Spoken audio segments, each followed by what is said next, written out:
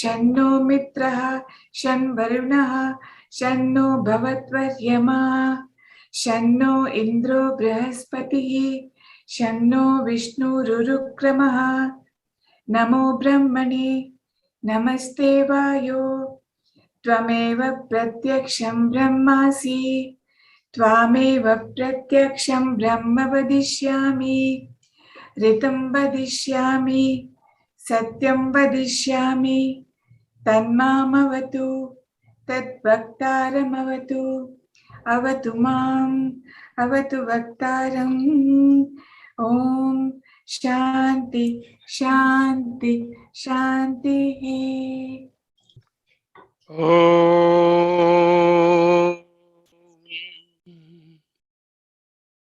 सहनावतु सहनौ भुनक्तु सह वीर्यं करवावहै तेजस्विनावधीतमस्तु मा विद्विषावहै ओम शांतिः शांतिः शांतिः।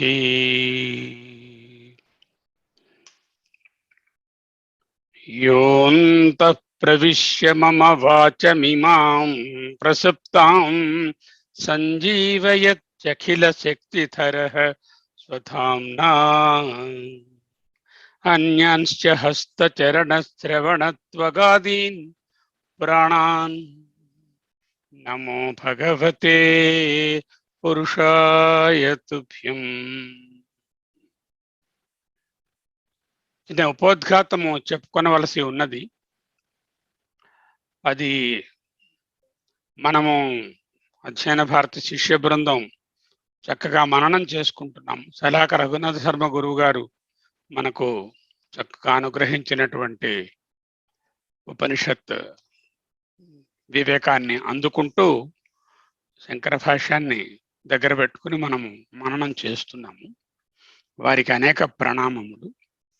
ఇక్కడ జాగ్రత్తగా అబ్జర్వ్ చేస్తే మొట్టమొదట సహనాభవతు అనేటటువంటి ఉపనిషత్ శాంతి మంత్రము, ఆ తరువాత ప్రథమానువాకంగా కనబడేటటువంటి శమ్నోమిత్ర అనేటటువంటి శాంతి ప్రార్థనలు అయిన తరువాత ద్వితీయానువాకంలో మనము శిక్షాధ్యాయి, శిక్షావల్లి, మొత్తమే శిక్షావల్లి, మొదటి వల్లి అంతా, దాంట్లో మొదటి భాగము శిక్షాధ్యాయి.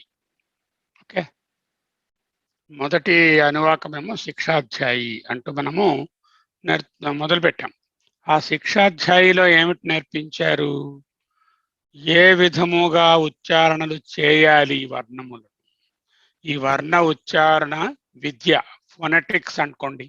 ఈ ఫోనెటిక్స్ని చదువుకొని ఉండాలి. యాక్చువల్గా వేదం చదువుకునే వాళ్ళు ఈ ఫోనెటిక్స్ లేక శిక్ష, వేదాంగమైనటువంటి శిక్షను అధ్యయనం చేసిన వాళ్ళు అయి ఉండాలి. అదే విషయాన్ని ఒక్కసారి గుర్తు చేయడానికి ఒక 2 లైన్లలో దాన్ని జ్ఞాపకం చేశారు. పూర్తిగా శిక్ష అంతా మనం నేర్చుకోలేదు ఇక్కడ. యాక్చువల్గా శిక్ష అనేటటువంటి ఆ పార్ట్ ఆఫ్ వేదాంగాన్ని నేర్చుకుంటే ఏ స్వరాన్ని ఏ విధముగా, ఏ వర్ణాన్ని ఏ విధముగా, ఏ స్వరంతో, ఎంత మాత్రతో, ఎంత బలంతో, ఎంత సమానత్వంతో, ఎంత సంహితత్వంతో మనము పలకగలము అనే విషయం తెలుస్తుంది. ఇందులో 6 భాగాలుగా చెప్పి ఉంటాయి అని మనకు తెలిసింది తప్ప మనం శిక్షణ ఎక్కడ అధ్యయనం చేయలేదు. కానీ నిజంగా వేదాధ్యయనం చేయదలుచుకున్న వాళ్ళు, అంటే వేద పఠనము చేయదలుచుకున్న వాళ్ళు శిక్ష అనేటటువంటి వేదాంగాన్ని అభ్యసించి దాని ద్వారా వేద మంత్రములను ఏ విధముగా ఉచ్చరించవలనో తెలుసుకోవాలి. అలా చేసినట్లయితేనే ఆ వేద మంత్రం తాలూకా అర్థం చెడకుండా ఉంటుంది. అర్థం చెడకుండా ఉంటే భావం చెడకుండా ఉంటుంది. భావం చెడకుండా ఉంటే ప్రయోజనం చెడకుండా ఉంటుంది. అదే చెప్తున్నారు అన్నమాట. ఇందులో ఏమి చెప్పారు? 6 అంశాలు చెప్పారు. ఉచ్చారణకు సంబంధించిన ఫొనెటిక్స్ ఆఫ్ వేద. Phonetics are essential even for our routine life, but here also the phonetics have been divided into 6 parts. One is the varna, that is the akaradi varnamuలు ఏ స్థానంలోంచి వస్తాయి, అవి ఎలా మనము వాటిని ఉచ్చరించాలి అనే విషయాన్ని. రెండోది ఏంటంటే స్వర. స్వర అంటే ఇంటోనేషన్. స్వరములు ఉదాత్తము, అనుదాత్తము, స్వరితము అని నేర్చుకున్నాం. మూడవది ఏంటంటే మాత్ర. మాత్ర అంటే ప్రొనౌన్స్ చేసేటటువంటి కాల ప్రమాణం. ఒక మాత్ర అంటే హ్రస్వము, దీర్ఘము అంటే 2 మాత్రలు, ఆ ఇంకా 3 మాత్రలు ఉంటే ప్లుతము అనే 3 మాత్రలది. ఈ విధంగా నేర్చుకున్నాం. ఇంకా ఉన్నాయి 4, 5 కూడా ఉన్నాయి, కానీ 3 వరకు నేర్చుకున్నాం. ఏమిటైంది? వర్ణము, వర్ణ ఉచ్చారణలో వర్ణ స్థానము, రెండవది స్వరము, మూడవది మాత్ర, నాలుగవది బలము. బలం అంటే emphasis that you put on the letter. For example, అధ్యయన భారతి అన్నాం అనుకోండి, వినడానికి ఎంత కష్టంగా ఉంటుంది కదా. అధ్యయన భారతి. ఎక్కడ ఒత్తు వస్తుందో అక్కడ ఒత్తు పలికి, ఎక్కడ మహాప్రాణములో వాటిని మహాప్రాణములుగా ఉచ్చరించడము, ఎక్కడ అల్ప ప్రాణములో వాటిని అల్ప ప్రాణాలుగా ఉచ్చరించడము సరి అయినటువంటి పదములు, సరైనటువంటి మార్గం. ఉచ్చరించడము అని ఉందనుకోండి, ఉచ్చరించడము అన్నాం అనుకోండి, తప్పైపోతుంది. ఎక్కడ ఒత్తు లేదో అక్కడ ఉండక్కర్లేదు. ఎక్కడ ద్విత్వం ఉందో అక్కడ దాన్ని జాగ్రత్తగా ద్విత్వంగా పలకడం, అటువంటివి మనం చేయడాన్ని ఏంటంటే బలం అన్నారు. ఇంకా సమ అంటే ఏంటంటే మొదటి నుంచి కొస వరకు గట్టిగా ఎత్తేసి దించేసి వాయిస్ని ఒక వినేవాళ్ళకి ఒక సంతోషాన్ని, ఒక ఆనందాన్ని కలుగు చేయకుండా లోగా, లేకపోతే టూ ఫాస్ట్గా, టూ స్లోగా, అతి విళంబనంతో కానీ అతి శీఘ్రంగా కానీ, ఎక్కువ వాయిస్తో కానీ తక్కువ వాయిస్తో కానీ అక్షరాలను ఉచ్చరించకుండా ఉండడమే సమము. తరువాత ఏమిటనేది సంహిత. సంహిత అంటే పదములకు పదములకు, వర్ణములకు వర్ణములకు, అంటే అక్షరానికి అక్షరానికి మధ్యన చిన్న వ్యవధానం ఉండే తీరుతుంది, ఎందుకంటే పలకడానికి పట్టే సమయం అది. మరి ఫర్ ఎగ్జాంపుల్, అధ్యయన భారతి అన్నప్పుడు భారతిలో భారతికి మధ్యన మనకు తెలియకుండానే వ్యవధానం ఉంటుంది, దాని గురించి మనం వరి అవ్వము. కానీ అధ్యయన భారతి అని అధ్యయనం ఒక వర్డ్, భారతి ఒక వర్డ్, మధ్యలో సరైనంత స్పేసు ఎక్కువగా ఇచ్చి చెప్పకుండా, అలాగని తగ్గించకుండా ఉండడం. అధ్యయన భారతి అనుకోకుండా, లేకపోతే అధ్యయన భారతి అని అరగంట తర్వాత అనడం కాకుండా కరెక్ట్ అయినటువంటి వ్యవధానంతో పదములను ఉచ్చరించడాన్ని సంహిత అంటారు. అలాగే సంహితలో దగ్గరగా 2 పదములు వచ్చినప్పుడు సంధి ఏర్పడుతుంది. ఆ సంధిని కూడా కరెక్ట్గా గమనించి ఆ సంధితో పాటు పలకడమే అక్కడ సంహిత అవుతుంది. సంధి లేని చోట మనం అనవసరంగా సంధి చేయకూడదు, సంధి ఉన్న చోట దానిని విడిచి వేదమంత్రాన్ని చదవకూడదు. అర్థం కోసం విడిచి చదువుకోవచ్చు, సంధిని విడదీసి చదువుకోవచ్చు. మంత్రాన్ని ఉచ్చరించినప్పుడు సంధితో పాటే ఉచ్చరించడమే అక్కడ సంహిత అవుతుంది అంటూ 6 విషయాలు ఫోనెటిక్స్ నేర్పించారు. The science of phonetics, it's not a simple this one, science of phonetics or శిక్ష అనేటటువంటి వేదాంగంలో ఈ 6 అంశాలు ప్రధానంగా ఉంటాయి. వాటిని ఇక్కడ అధ్యయనం చేయించారా మన చేత? లేదు, సూచన ప్రాయంగా మనకు చెప్పారు, ఇవన్నీ ఉంటాయ్యా, జాగ్రత్తగా ఉండాలి. శిష్యుడు లేకపోతే వేద పఠనము చేసేవారు వీటిలో ఏ విధమైనటువంటి లొసుగు పెట్టినా, లేకపోతే ఏ విధమైనటువంటి ఉపేక్ష చూపించినా సరే వాటి అర్థములు మారిపోతాయి, దాని వలన భావము మారిపోతుంది. పదములు మారితే అర్థము, అర్థము వలన మనోభావములు, మనోభావము వలన రాబోయేటటువంటి జ్ఞానపరమైనటువంటి అర్థము లేకపోవడము, తరువాత ఆ ఫలితము చెడిపోవడము జరుగుతుంది. అది మొదటి భాగం. అంటే ఆ శాంతి మంత్రము లేక ప్రార్థనా శ్లోకమైనటువంటి శమ్నోమిత్ర అనే మొదటి అనువాకం తరువాత రెండవ అనువాకంలో మనం నేర్చుకున్నది శిక్షా అధ్యాయం. శిక్షావల్లి, శిక్షయే శిక్ష అనబడుతుంది వేదంలో. అది మనం నేర్చుకున్నాం. ఆ తరువాత ఇప్పుడు ద్వితీయ అనువాకంలోకి వస్తున్నాం. తృతీయ అనువాకం. తృతీయ అనువాకం ఏమిటి? తృతీయ అనువాకం అనేది సంహిత ఉపాసన. Here I present you this book. Here that is called Taittiriya Upanishad with Shankar Bhashyam, as taught by Swami Dayananda Saraswati Garu. It is in English, as all of you can see, and this has been compiled by the student of Dayananda Saraswati, who very attentively heard to his lectures and then she has put it in a beautiful English book. It's available in all volumes. I will publish it. Please buy this. This is the best book probably I have had. I can lay hands on this particular subject, as I can show you the other books also here. This all of you might have got it. Taittiriya Upanishad తత్వ ప్రకాశిక ఒక పక్కన శంకర భాష్యము, రెండవ పక్కనేమో తెలుగులో శంకర భాష్యానికి అనువాదము ఉన్నది. చాలా మంచి పుస్తకము. ఇది మనము ఫాలో అవుతున్నాం. అదే ఇది తైత్రీయోపనిషత్ బై స్వామి చిన్మయానంద ఇంగ్లీష్లో వ్రాసినటువంటిది. ఇది కూడా ఎక్సలెంట్ గా ఉన్నది. ఇది కాకుండా మన గురువు గారు వ్రాసినటువంటి తైత్రీయ విద్యా సౌరభము అనేటటువంటిది వారి తాలూకా కోణంలోంచి, నన్ను చెప్పారు కదా గురువు గారు, ఒక్కొక్కరు ఒక్కొక్క కోణంలోంచి చూస్తారు. ఆ కోణంలోంచి చూసి వ్రాయబడినటువంటి పుస్తకము. శంకర భాష్యమునకు యథాతథము కాదు, దాని సారాంశము ఇందులో ఉన్నది. ఇక తైత్రీయోపనిషత్తు బ్రహ్మశ్రీ కనుపర్తి మార్కండేయ శర్మ గారని వీరు వ్రాశారు. ఇది కూడా చాలా ఉపయోగంగా ఉంది. శంకర భాష్యాన్ని తీసుకొని చక్కగా మనకు ఏ విధముగా విశ్లేషించుకోవాలో ఆ లోపల ఉన్న డీటెయిల్స్ కూడా వారు చెప్పి ఉన్నారు. ఈ విధముగా ఒక 6-7 రకాల పుస్తకాలు మనం ఇప్పుడు చూసి ఉన్నాము. అయితే పుస్తకాలు ఎన్ని ఉన్నా జాగ్రత్తగా చదివి పండిత అర్థాన్ని గ్రహించి ఆచరణలోకి తెచ్చుకోవాలి.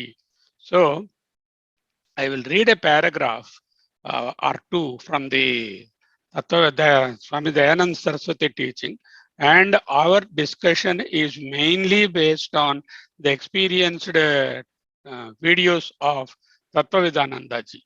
Okay. ఇక్కడ పరమార్థానంద వారి పుస్తకం ఎందుకు లేదు అని మీరు అడగవచ్చు. అది కూడా ఉంది దీంట్లో. తేలికగా తైత్రీయం అని ఆయన చిన్న పుస్తకంలో తైత్రీయం కవర్ చేశారు. ఆయన డీటెయిల్గా వెళ్ళలేదు. Nonetheless it is also very useful, Paramarthananda వారి. So with this introduction let us start the sharing of the bhashyam. Okay, సరే అందాము. తృతీయానువాకం. सहनौ यशः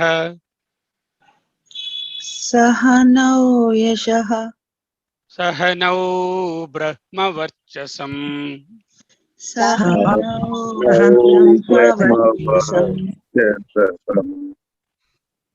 अधातः संहिताया उपनिषदं व्याख्यास्यामः पंचस्वधिकरणेषु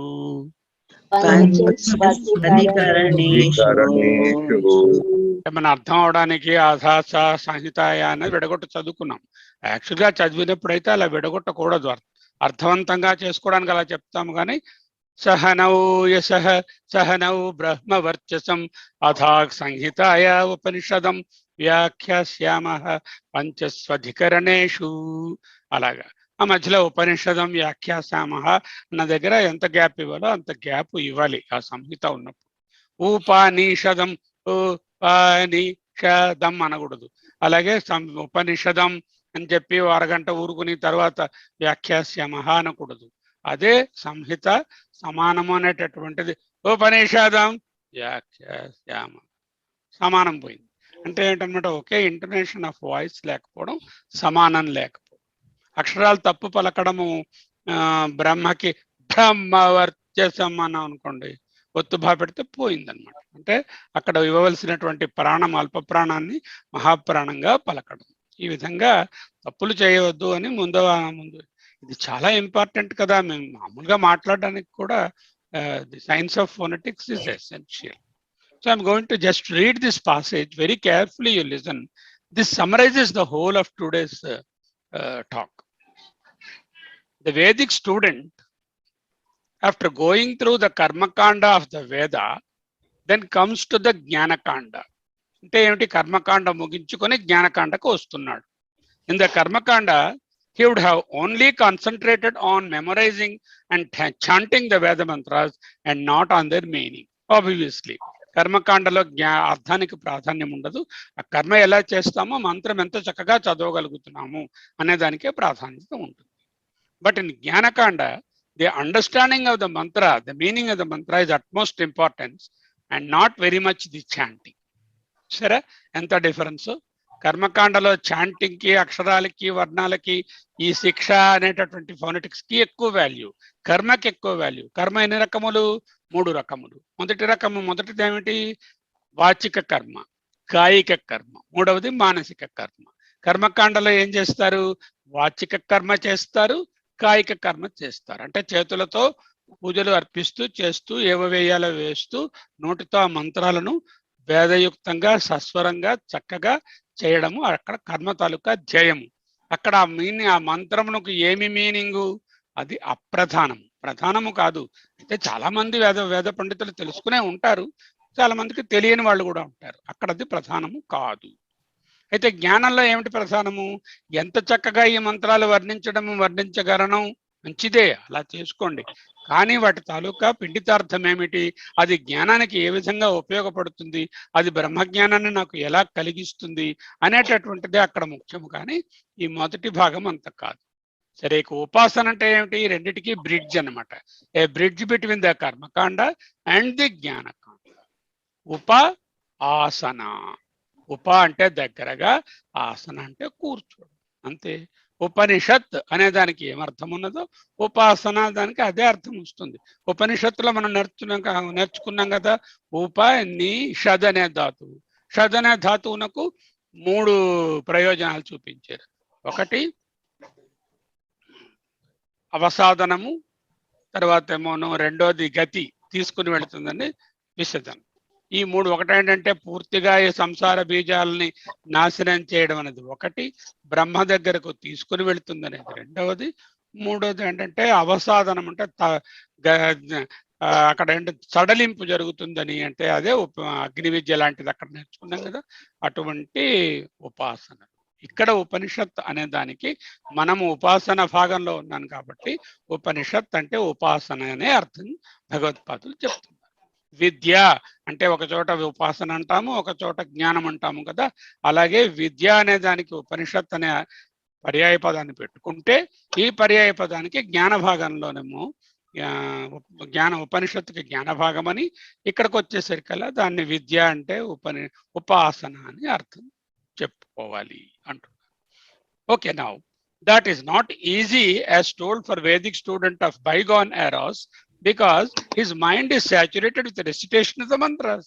అటువంటి కర్మలు చేస్తున్నటువంటి స్టూడెంట్ కి మంత్రాలు చదవడం బాగా వచ్చు, కానీ ఆయనకి జ్ఞానం తెలుసుకోవడము లేకపోతే మనస్సును లగ్నం చేయడము ఇంకా తెలియదు కదా. అటువంటి స్టూడెంట్ ఉద్దేశించి ఉపాసన అనేది వస్తుంది. For which the concentration is very important to understand the meaning. Here the Upanishad from the 3rd section of this chapter, that is the Tritiya Anuvaka, goes on to the Upasana mode. After learning the phonetics, the same student has to do the Upasana. So what happened? We have not learned the first part. They assume that we have learned the Siksha completely and then we have come to the second part. So we have bypassed it, but nonetheless we understand what are these Upasanas. The Upasanas are just mentioned but are not taught here. For example, Samhitopasana itself is a separate entity in the karma bhaga of this one. Here they are mentioning only the principles of Samhitopasana rather than totally being taught. They are mentioned here for the very purpose to show that without the mind being prepared by karma and upasana yogas, okay, Vedanta will not work. ఇక్కడ ఏమిటి వేదాంతంలోని కర్మయోగము, భక్తి యోగము, ధ్యాన యోగము అలా ఉండదు. ఇక్కడ కర్మ, ఉపాసన, జ్ఞానం, 3 డివిజన్స్ ఇక్కడ. కర్మ, ఉపాసన, జ్ఞానం. కర్మ అంటే ఏమిటి? వైదిక సంబంధమైన కర్మ, వేద సంబంధమైన కర్మ, శృతి సంబంధమైన కర్మ, శ్రౌత కర్మలు. మామూలుగా మనం చేసే పూజా పురస్కారాలు అవన్నీ కూడా అందులోకి రావు. అటువంటి కర్మలకు ఈ వేదాన్ని రిసైట్ చేయడము, దాని తాలూకా చక్కని ఫోనెటిక్స్ సైన్స్ ని ప్రకారంగా ఉండడము అనేటువంటి చాలా essential. Okay, these upasanas are also called vidya here. Vidya here means upasana, and also Upanishad also is used in the same sort of tenor and power in this particular part. Though Upanishad in reality means the Brahma Jnana. ఉపనిషత్తుకి 3 అర్థాలు ఉన్నాయని మనం చెప్పారు కదా భగవత్పాదులు. Even this is called as by Lakshana, it is Upanishad, because they are finally, they all lead to the Brahma Jnana or self-knowledge or Upanishad. But yet, there is a difference in the point of view. What is the difference? The difference between Upasana and Vedic knowledge is that in Upasana, when it is said that Bhagavan alone is manifesting as everything in the world, it is thereby considered that everything in the world is sacred, and therefore one can meditate upon anything in the creation as a sacred manifestation of Lord. The difference in chudandi. The Upasana what we are taking, prapanchamanta kuda bhagavanmayamu, sarvam khalvidam brahma. Prati vastuvu blade of grass nunchi చీమ దగ్గర నుంచి బ్రహ్మ వరకు అంతా పరబ్రహ్మ స్వరూపం. అప్పుడు ఏమైనది, ఏ వస్తువునైనా సరే పరబ్రహ్మ స్వరూపంతో చూడడము, దానిని ఉపాసించేటటువంటి వస్తువు చిన్నదైనా కూడా దానిని పరబ్రహ్మ రూపంగా ఉపాసించడం అనేది ఇక్కడ ఉంది. జ్ఞానంలోకి వచ్చేసరికి ఏంటవుతుంది, there is nothing other than Brahma. ఇందాకలో ఏం చెప్పాము, అంతా బ్రహ్మమే అని చెప్పాము. ఇప్పుడు ఏం చెప్తున్నాము, జ్ఞానంలో there is only one thing that is existing, that is Brahman, everything else is మిథ్యా. Then what happens? Then we will not be concentrating on anything as the upasana, but the ultimate truth or the reality as the knowledge there. Okay, that is the basic difference. Okay, now I'll stop reading these passages and go into the this one here. Okay, please read that. That book is an excellent book actually. తృతీయానువాకంలో ద్వితీయానువాకంలో మనం ఉచ్చారణల మీద training of the phonetics emphasis అని చెప్పుకున్నాము.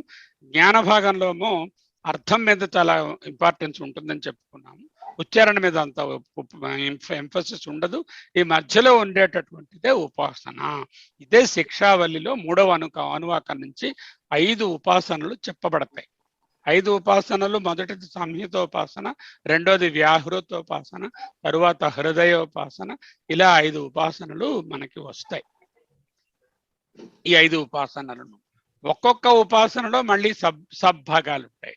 For example ఇప్పుడు మనం సంహితోపాసన ఉన్నదంటే దానిని మళ్ళీ 5 భాగాలుగా చెప్తున్నారు. ఇప్పుడు మనం ఒక ఇంపార్టెంట్ విషయాన్ని మనం నేర్చుకుంటాం. దానికే మనము మళ్ళీ ఒక న్యూ షేర్లోకి పోతాం.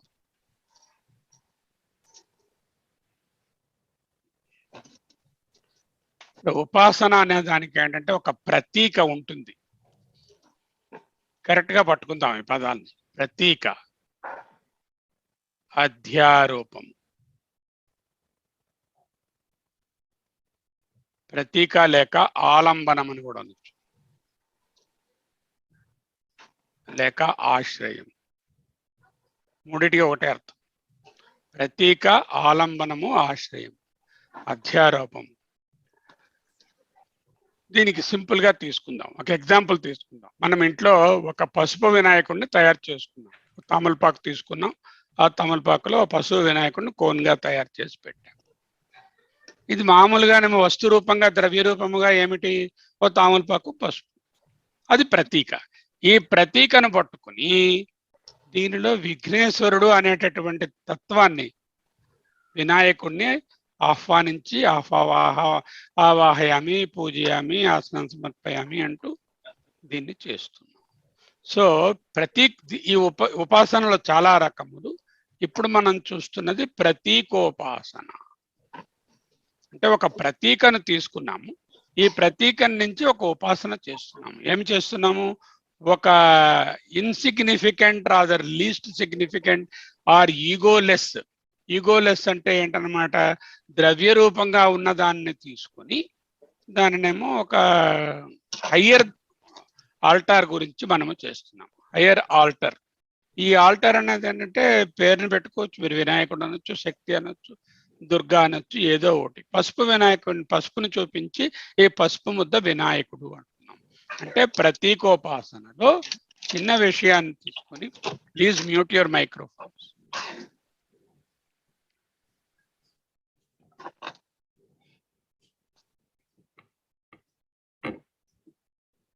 సో అధ్యారోపం చేసుకుంటాం అన్నమాట.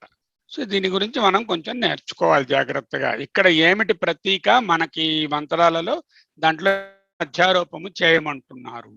అధ్యారోపం అంటే ఏమిటి, ప్రత్యక్షము నుంచి పరోక్షాన్ని ఊహిస్తున్నాం. ప్రత్యక్షంగా ఉన్న పసుపు ముద్ద నుంచి పరోక్షంగా మనకు ఎదురుగా లేనటువంటి వినాయకుని ఊహిస్తున్నాము. వినాయకుని అక్కడ ఏం చేస్తున్నాం? విజువలైజ్ చేస్తున్నాం, not imagining. We are visualising or దర్శిస్తున్నామంటాం. వాటిని దర్శించడము లేక దాన్ని ఏంటంటే విజువలైజ్ చేయడం అని చెప్తాం. సో సంహిత అనేటటువంటిది ఏంటంటే యాక్చువల్గా ఫ్లో ఆఫ్ వర్డ్స్. ఈ ఫ్లో ఒకదానికి ఒకదానికి మధ్యలో సరి అయినటువంటి గ్యాప్ ఉండి చక్కగా ఒక క్రమంలో ఒక సంతానము అని అర్థం. సంహిత మీన్స్ సంతానము. సంతానము అంటే ఫ్లో. ఈవెన్ మామూలు సంతతి, సంతానము, పుత్రులు, పిల్లలు అన్నప్పుడు కూడా ఫ్లో ఆఫ్ ద జెనెటిక్ మెటీరియలే అక్కడ అర్థము, అంతర్లీనమైన అర్థము. సూపర్ఫిషియల్ గా సంతానం అంటే చిల్డ్రన్ అనిపించిన, సంతానము అంటే ఫ్లో అని. ఈ ఫ్లో ఒక చక్కని క్రూయిసింగ్ స్పీడ్. ఒక హైవే మీద ఉన్నారనుకోండి, కారు ఎదురుగా ఏమీ రావడం లేదు, 150, 160 వెళ్ళిపోవటం లేదు, 20, 30లో లేదు, చక్కగా 70, 80లో కారు పెట్టుకుని అలా జాగ్రత్తగా దాన్ని స్టీర్ చేసుకుంటూ పోతుంటే ఎంత స్మూత్ గా ఉంటుంది చూసారా, దానిని సంహిత అంటారు. సంహిత అంటే very good cruising speed of talking or uttering or chanting anything is the samhita here. దీనికి సంబంధించినటువంటి ఉపాసన మనకి ఇక్కడ చెప్పబడుతుంది. అయితే ఇక్కడ ఏమిటి చెప్తున్నారు? ఉచ్చారణ బాగా నేర్చుకున్నావయ్యా శిక్షాధ్యాయిలో, శిక్ష అనేటటువంటి ఫొనెటిక్ సైన్స్ లో, బట్ ఉచ్చారణతో ఆగిపోవద్దు. అది ఉచ్చరించేటప్పుడు భావనాత్మకంగా నువ్వు దాని అర్థాన్ని కూడా సంభావించు. అదేమిటంటే నేను మంత్రాన్ని ఉచ్చరిస్తున్నప్పుడు భావనాత్మకంగా ఉపాసన చేయడం సాధ్యమవుతుందా అనే ప్రశ్న మనకి రావచ్చు. ఏమిటి, నేను కేర్ఫుల్గా ఉచ్చరించడానికి ఎంతో ఎఫర్ట్ తీసుకుని ఒక తప్పు లేకుండా అక్షరము ఆ సమానత్వము, సంహిత, వర్ణము, మాత్ర, ఉచ్చారణ, స్వరము చూసుకుంటూ పలకడానికి ప్రయత్నం చేస్తున్నాను.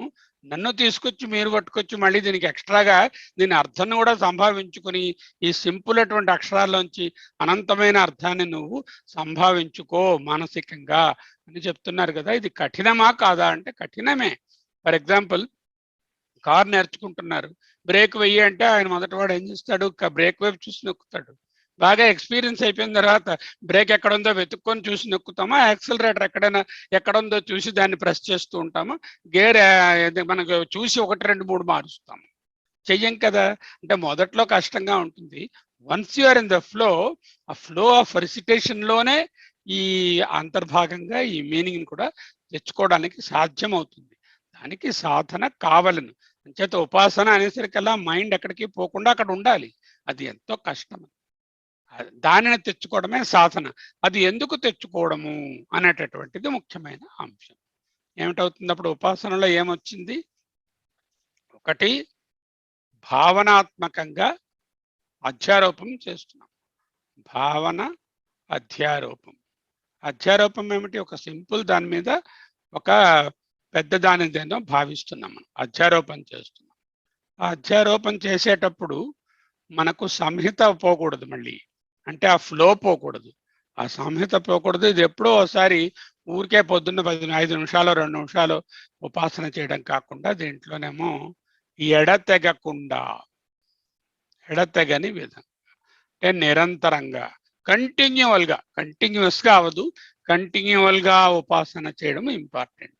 2 పాయింట్లు. ఒకటి ఏంటంటే ఒక చిన్న వస్తువుని తీసుకుని, లేకపోతే ఈగో లెస్ వస్తువుని, ద్రవ్యాన్ని తీసుకుని ఒక అనంతమైన తత్వాన్ని లేక దైవాన్ని మనము సంభావించుకొని మానసికంగా దానిని భావన చేసుకుంటూ దానిలో ఉండడము.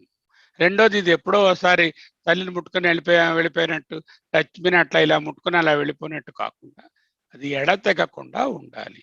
ఈ రెండిటిని మనము ఉపాసనలో ముఖ్యమైన అంగములుగా గ్రహించాలి. ఉచ్చారణలో పెర్ఫెక్షన్ వచ్చింది, అది మెకానికల్ గా చేయకండి, దానికి మనసును జోడించండి, జోడించి భావనాపూర్వకంగా ఉపాసన చేయండి అంటూ విధిస్తుంది. సంహిత అంటే మనం నేర్చుకున్నాం. ఇప్పుడు చూడండి, రామః, లక్ష్మణః అనే 2 పదాలు ఉన్నాయి. రాముడు, లక్ష్మణుడు. మరి తెలుగులో రాసుకున్నాం అనుకోండి, రాముడు లక్ష్మణుడులో ఇద్దరిని కలిపి రాస్తే ఎలా రాస్తాం? రామ లక్ష్మణుడు. డూ పోతుంది. లక్ష్మణులు అని రాస్తాం కదా. ఇక్కడ ఏమిటవుతుంది? రాము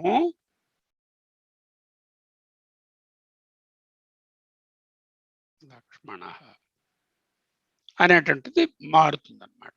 సో ఇప్పుడు ఏమవుతాయంటే సంహితలో చెప్పేటప్పుడు ఏదైనా రెండు పదములు ఒకదానికొకటి దగ్గరగా వచ్చినప్పుడు ఆ దగ్గరతనం వలన, ఆ పదాల దగ్గరతనం వలన అక్కడ సంధి ఏర్పడే అవకాశం ఉంటుంది. ఆ దగ్గరగా రావడాన్నే సంధి అంటారు. సంధి సంధి వచ్చినప్పుడు ఒక్కొక్కసారి కొత్త పదము రావచ్చు, ఒకసారి కొత్త అక్షరం రాకపోవచ్చు. ఇక్కడ ఏమిటి విషయం అంటే అటువంటి విషయం టైం అప్పుడు కొత్తగా ఏదైనా ఒకటి రావచ్చు, అంటే రెండు ఉంటాయి ఇక్కడ. ముఖ్యంగా ఈ వేద మంత్రాలన్నిటిలో కూడా మనకేమో సో ఆటోమేషన్ అనేటటువంటిది ఈ రిసిటేషన్ లో మెకానికల్ గా ఆటోమేటిక్ గా ఏదో చేసేయడం కాకుండా ఎక్కడున్నాను అంటారు సడన్ గా, అంటే అంత ఆటోమేటిక్ గా చెప్తూ ఉంటారు. మనస్సు పెట్టకుండా చేసేటటువంటి రిసిటేషన్ కన్నా మనసు దాని మీద పెట్టి భావనాపూర్వకంగా ఉపాసించడము అధికమైనటువంటి ఫలితాన్ని ఇస్తుంది అంటూ చెప్తున్నారు. ఈ శబ్దోచ్చారణను పరిశీలించుకుంటూ ఉంటారు, ఉంటూ దాంతో పాటుగా దీని మనసును కూడా అర్థంతో పాటు జత చేయడమే ఉపాసన.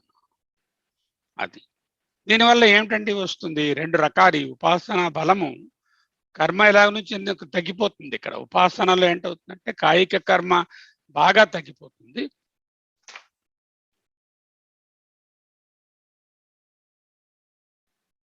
వాచిక కర్మ ఉంటుంది, మాట్లాడుతూ ఉంటారు, అది ఉచ్చరిస్తూ ఉంటారు.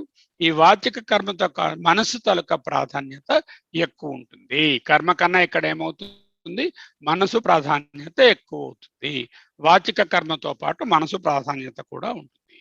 సాధారణంగా మనకు ఒక డౌట్ వస్తుంటుంది, ఈ ఉపాసనలు లేక కర్మలు చేసేటప్పుడు కామ్య కర్మ అంటే ఏదో ఒక కోరికతో కర్మ చేస్తే ఆ ఫలితం ఆ కర్మ దేనిని ఉద్దేశించినదో ఆ ఫలము వస్తుంది.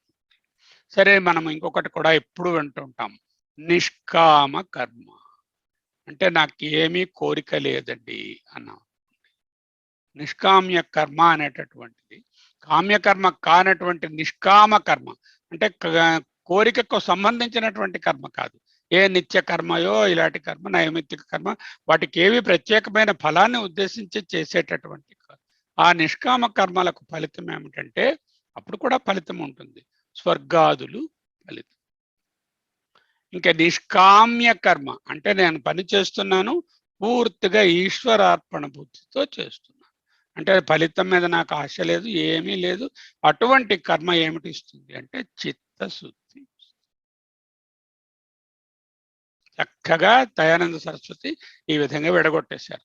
కామ్య కర్మలు కోరి ఏదైనా ఒక ఫలమును కోరి చేసేటటువంటి వైదిక కర్మలు, అటువంటి కర్మలు ఫలమును కోరి చేస్తే ఆ ఫలాన్ని ఇస్తాయి. నిష్కామ కర్మ అంటే నైమిత్తిక కర్మలు, నిత్య కర్మలు, ఇవి ఏమీ ఫలమును ఉద్దేశించి చేసేవి కాదు, ఏ రోజుకి ఆ రోజు చేస్తారు. వీటి వల్ల ఏదో ప్రత్యవాయం రాకుండా ఉంటుందని, లేకపోతే మనం ఏమీ కోరడం లేదు కదా అక్కడ. అంచేత స్వర్గాదులు, higher worlds and higher lives and higher enjoyments are the. Suppose నాకు స్వర్గాదుల మీద కూడా ఏ ఆసక్తి లేదు, ఫలము మీద లేదు, ఇది నిష్కామంగా చేస్తున్నాను, పూర్తిగా ఈశ్వరార్పణ బుద్ధితో చేస్తూ, మాటతో కాకుండా ఈశ్వరార్పణ మస్తు అనే మాటే కాకుండా పూర్తిగా మనసా వాచ కర్మణ అది నిష్కామ్య కర్మగా ఉంటే అటువంటి దానికి ఫలితము చిత్తశుద్ధి. ఇది ఏం చేస్తుంది? జ్ఞానానికి ఇది క్వాలిఫికేషన్. జ్ఞానంకి ఒక అధికారి అవుతాడు వీడు, ఆ జ్ఞానం వైపు వెళ్ళడానికి పనికొస్తుంది అంటూ నేర్పుతున్నారు. ఓకే, ఇక్కడ మంత్రంలోకి వస్తామండి ఒకసారి.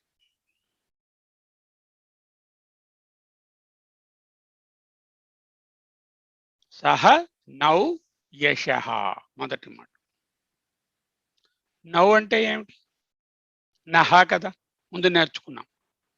సహనావతు సహనౌ భునక్తు దాంట్లో నేర్చుకున్నాం కదా. నౌ అంటే నహ అంటే మాకు. ఎవరికండి?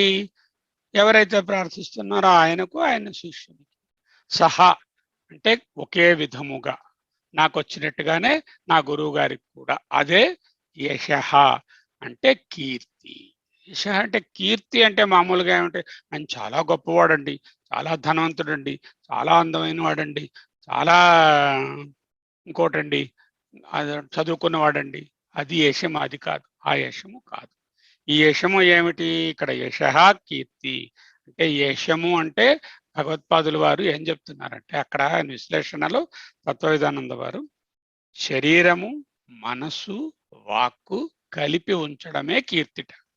అంటే ఏమిటి? మనోవాక్కాయ కర్మలను అంటే ఈ త్రికరణములను ఒకటిగా ఉంచడమే నిజమైనటువంటి కీర్తి. సో అటువంటి కీర్తి మనోవాక్కాయ కర్మలను, ఎందుకు? ఈయన ఉపాసకుడు కదా, ఒక రిసెట్ చేస్తున్నాడు, నోటితో అంటున్నాడు, చేత్తో చేస్తున్నాడు, మనసుతో, అటువంటి మూడు ఒకే విధముగా ఉండడాన్ని యశస్సు లేక కీర్తి ఆర్ యుక్తత్వము అన్నారు భగవత్పాదులు. యుక్తత్వము అంటే కలిసి ఉండడం, అంటే ఇంటిగ్రేషన్ అంటాం కదా. ఆ ఇంటిగ్రేషన్ ఆఫ్ కర్మ, మనస్సు, శరీరంతో చేసే కాయిక కర్మ, వాచిక కర్మ, మన కర్మ. అందుకే మీరు చూడండి భగవద్గీతలోకి వెళ్ళేసరికల్లా కాయిక తపస్సు, వాచిక తపస్సు, మానసిక తపస్సు అంటూ చెప్తున్నారు. ఆ మూడింటిని కలపడమే, కలిపి ఉంచడమే అక్కడ యశ అనే దానికి చెప్తుంది. సమం కాయం శిరోగ్రీవం, సమం వన్ ప్లేన్ ఇంటిగ్రేటెడ్ కాయం శారీరక కర్మ, శిరః థాట్, గ్రీవం వాక్.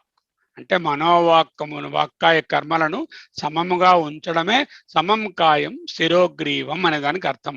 అంతేకాని తలని, మెడని, శరీరాన్ని ఇలా బిగరు పెట్టుకో, okay, physically okay, but the inner meaning, లక్ష్యార్థం ఏమిటంటే సమం కాయం శిరోగ్రీవం అనే దాంట్లో సహనౌ యశ, యశ అనే మాట అక్కడ ఉన్నది. ఎవరికి యశము కావాలను? ఇద్దరికీ కావాలి. సహా ఒకే విధముగా, ఒకే విధంగా, నహ నౌ అంటే నహ మాకు. ఓకే, చూడండి కొంతమందిని చూసేసరికి ఎలా అంటాము, is a different kind of person అండి all together. Why is a different kind of person? He talks something and he thinks the same thing and he does the same thing. ఎవరైతే ఈ విధముగా మూడు ఒకేలా చేసుకుంటారో అటువంటి వాళ్ళను మనం చూస్తూ ఉంటాం. ఆయన మాట చేత తరువాత ఆయన తాలూకా మనస్సు ఒక్కటేనండి, అది యశము. నెక్స్ట్ ఏమిటి? సహనౌ బ్రహ్మవర్చసం. What is this varchas? వర్చసం అంటే తేజసం, తేజ అన్నారు భగవత్పాదులు, తేజస్సు. ఈ తేజస్సు ఏమిటి? బ్రహ్మవర్చసం అంటే బ్రహ్మ అంటే వేదము. ఇక్కడ బ్రహ్మ అంటే వేదం అని అర్థం. ఆ వేదాధ్యయనం వలన వచ్చిన కలిగినటువంటి ఒక ప్రత్యేకమైనటువంటి తేజస్సు. తేజస్సు అంటే సినిమాల్లో చూపించినట్టు వెనకాల ఇలా రౌండ్గా తిరుగుతూ ఇలా కాంతి మొహంలోంచి వెళుతుందా? కాదు. ఆ ఉల్లాసము, ఆ ప్రేమ, ఆ అనురాగము, ఆ కాన్ఫిడెన్స్, మాట్లాడేటప్పుడు ఉండేటటువంటి ఒక నమ్మకము, ఇతరులకు మనం ఉపయోగపడతామనే ఒక భావన, ఒక ప్రేమ, ఒక చిరునవ్వు, అన్నీ కలిపి ఒక ముద్దగా చేసామనుకోండి, వేదం వలన కలిగే అనుకోండి, అవి చెప్పనక్కర్లేదు. అంటే వేదాధ్యయనంలో ఏం చెప్తారు? వేదాధ్యయనం ఉపనిషత్ అధ్యయనంలో సర్వమానవ సమానత్వాన్ని బోధిస్తారు. నీవు పరబ్రహ్మము కాకుండా వేరేది కాదని బోధిస్తారు. ఇటువంటి బోధనల వలన ముఖంలో ఒక ప్రత్యేకమైనటువంటి కాంతి, కాంతి అంటే 1000 వాట్స్ బల్బులా వెలుగుతుందని కాదు, ఒక ఉల్లాసము, ఒక ఆహ్లాదము, ఒక కాన్ఫిడెన్స్, ఒక సార్ట్ ఆఫ్ అతన్ని చూస్తే ఆహా అనిపించేటటువంటి భావము, ఆమె అతను లేక ఆ విధమైన వర్చస్సును కలిగి ఉండడం. ఎందువలన కలిగి ఉన్నారు? వేదాంత అధ్యయనం వలన కలిగి ఉన్నారు. అది మాకు కావాలి. ఎవరికి కావాలి? నౌ అంటే మా ఇద్దరకు. ఎలాగా? In equal might and equal rigour and equal way it should have to me and to the teacher. It is a universal prayer. Me అంటే ఇక్కడ ఇంక్లూడ్స్ ఆల్ హిస్ సహధర్మచారులు, దాంతో పాటుగా ఉండేటటువంటి మిగతా సచ్ఛాత్రులు ఉంటారు కదా, ఛాత్రులు, వాళ్ళకి కూడానే అర్థాన్ని సంభావించుకోవాలి అన్నారు భగవత్పాదులు. ఇంకా 2 మాటలు ఉన్నాయి, అథ అతః. అథ అతః, అథ అనేది ఒక మాట, అతః అని ఒక మాట, సంహితాయ అనేది ఒక మాట, ఉపనిషదం వ్యాఖ్యాస్యామః. వ్యాఖ్యాస్యామః అంటే వివరించి బోధిస్తాము. ప్లూరల్. ఎవరు చెప్తున్నారు? ఎవరైతే ఈ తిత్తిరి ఋషి ఉన్నారు కదా, ఆయన అంటున్నారు. వ్యాఖ్యాస్యామః అంటే మేము ఈ విధముగా వ్యాఖ్యానించి చెప్తాం. దేన్ని వ్యాఖ్యానిస్తాము? ఉపనిషదం వ్యాఖ్యాస్యామః. ఉపనిషదం అంటే ఏమిటి? ఉపాసనను వ్యాఖ్యానిస్తాం. ఉపనిషదం అంటే ఇది శిక్షావల్లి, అంచేత ఇదేమో బ్రహ్మజ్ఞానం అనే అర్థం కాదు. ఉపనిషదం విద్య లేక ఉపాసన, ఆసన, దగ్గరగా ఉండడము, దగ్గరగా కూర్చోవడం. దేని దగ్గరగా కూర్చోవడము? ఆ తత్వము, దాన్ని అర్థం చేసుకోవడానికి ఆ అర్థానికి దగ్గరగా వెళుతున్నాం. మానసికంగా దానికి దగ్గరగా వెళ్ళి మనస్సుతో దాన్ని అర్థం చేసుకుంటున్నాం. అందుకే ఉపనిషదం అంటే అది. ఈ దీంట్లో ఎన్ని ఉన్నాయండి చాప్టర్లు? 5 అధికరణములు కలవు. పంచసు అధికరణేషు అంటే 5 భాగములుగా ఉన్నటువంటి సంహిత అనేటటువంటి ఉపాసనను మనము ఇప్పుడు మేము మీకు వివరిస్తాము. మొదటి 2 లైన్లు ఎవరివంటి మాటలు? సహనౌ యశః, శిష్యుడు ప్రార్థించాడు. సహనౌ బ్రహ్మవర్చసం, అది శిష్యుడు ప్రార్థించాడు. అయిన తర్వాత గురుగారు ఏమన్నారు?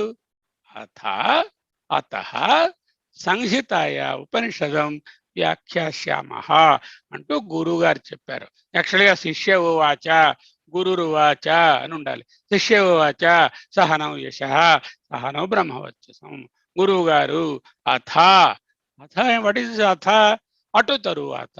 ఎటు తరువాత అంటే శిక్షావల్లిలో శిక్షా అధ్యాయంలో మొదటి 2వ అనువాకంలో చెప్పినటువంటి విషయములు నువ్వు జ్ఞాపకం పెట్టుకున్నావు కదా. ఈ ఉపాసన చేస్తున్నప్పుడు ఆ ఫ్లోని మిస్ అవ్వకు. దాని తరువాత దాంట్లో ఏమున్నాయి?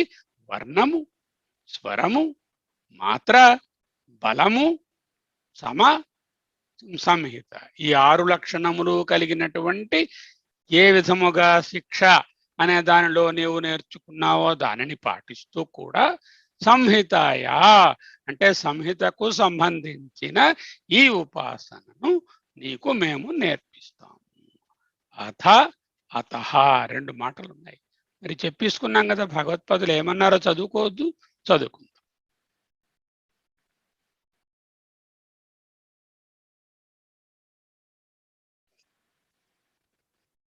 స్థూలంగా దాని అర్థం చదివేసుకుందాం. మన ఇద్దరికీ కలిసి కీర్తి కలుగుగాక, మన ఇద్దరికీ బ్రహ్మవర్చస్సు కలుగుగాక.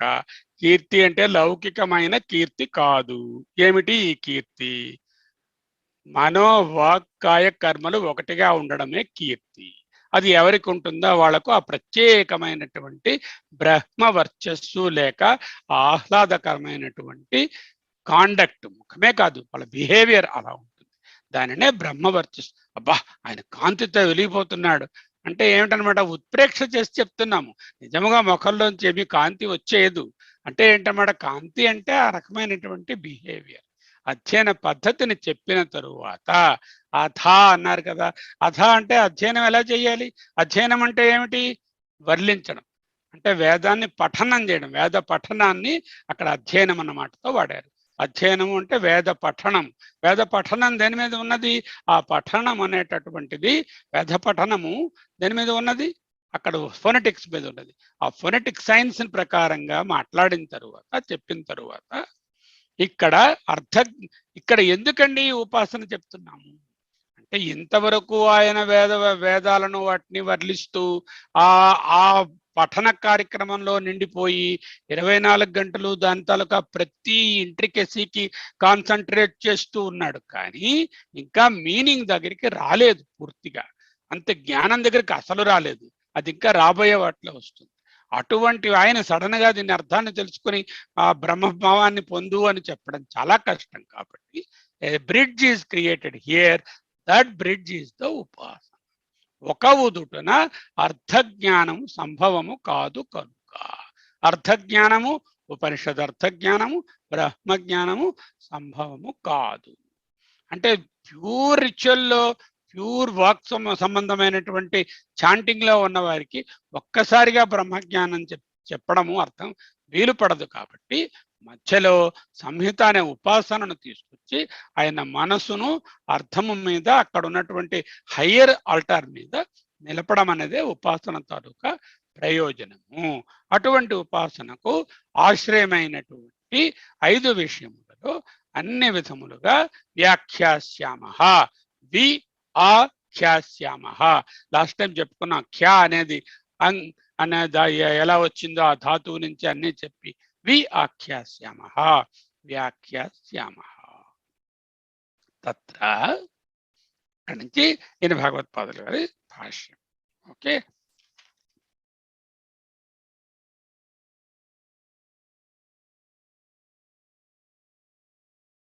ఆ ఉపాసన యందు సంహిత అంటే వర్ణములను కూడబలుకుట, అంటే వర్ణములను చక్కగా ఉచ్చరించడం సంహిత అని చెప్పుకున్నాం కదా. మొదలైన ఉపాసనల నిండైన జ్ఞానము ఉండుట వలన, అంటే తత్ర అంటే సంహితాద్యుపనిషత్ పరిజ్ఞాన నిమిత్తం. ప్రార్థన దేనికోసం చేస్తున్నారు? ఈ సంహితోపాసన చేయబోతున్నారు. ఈ సంహితోపాసన వలన ఏంటి వస్తుంది? ఉపనిషత్ పరిజ్ఞాన నిమిత్తం. ఉపనిషత్ పరిజ్ఞానం అంటే ఏమిటి? ఉపాసన యొక్క పరిజ్ఞానం అంటే నిండైన జ్ఞానం. ఉపనిషత్ అంటే ఇక్కడ ఉపాసన. ఈ సంహితోపాసనలో జరిగేటటువంటి ఉపాసన తాలూకా పూర్తి అర్థము కలగడం వలన యశః ప్రాప్యతే. యత్ నిమిత్తం యత్ ఉపనిషత్ పరిజ్ఞాన నిమిత్తం యశః ప్రాప్యతే తత్ర తత్ నౌ ఆవయోః శిష్యాచార్యయోః సహ ఏవ అస్తు. యశః అంటే ఏమిటి? దగ్గర చెప్పుకున్నాం, కర్మ, మాట, మనస్సు ఒక్కదాని మీద నిలపడం, అదే ఉపాసన. సంహితాది ఉపాసన పరిజ్ఞాన నిమిత్తము ఏదైతే మనకు యశము కీర్తి కలుగుతుందో తత్ నౌ అంటే ఆవయోః శిష్య ఆచార్యయోః మా ఇద్దరకు సహ ఏవ అస్తు. ఏది? ఉపాసన యందు అంటే వర్ణములను ఉచ్చరించి ఉపాసించేటప్పుడు ఉపాసనలను నిండైన జ్ఞానం ఉండుట వలన ఏ యశస్సు పొందబడుతున్నదో అది శిష్యుడు ఆచార్యుడు అనే మా ఇద్దరికి కలిసి అగుగాక. వాళ్ళు ఉపాసన చేస్తున్న, ఆహా ఎంత గొప్ప ఉపాసన చేస్తున్నారని పైవాళ్ళు పొగుడతారని కాదు. వాళ్ళలో ఆ కాంగ్రియన్సీ, ఆ sort of integration of mind, body and the speech కలగడమే కీర్తి. అది మా ఇద్దరికి ఒకే విధముగా కలిసియే కలుగుగాక. Together let us enjoy that. సహ ఏవ అస్తు. తన్నిమిత్తం చేయద్ బ్రహ్మవర్చసం తన్నిమిత్తం చ ఆ కారణము వలన, అంటే ఆ విధమైన ఉపాసన కారణం వలన, ఆ ఉపాసన నిమిత్తంగా ఉపాసన కారణంగా యద్ బ్రహ్మవర్చసం ఏ బ్రహ్మవర్చస్సు లేక తేజస్సు కలుగును. వర్చసం అంటే తేజ అన్నారు. తత్ చ అది కూడా సహ ఏవ అస్తు. ఇది కూడా సరిగ్గానే మా ఇద్దరికి కలిసియే కలుగుగా. అది ప్రార్థన. సహనౌ యశః సహనౌ బ్రహ్మవర్చసం. మొదటి 2 మాటలు అవి.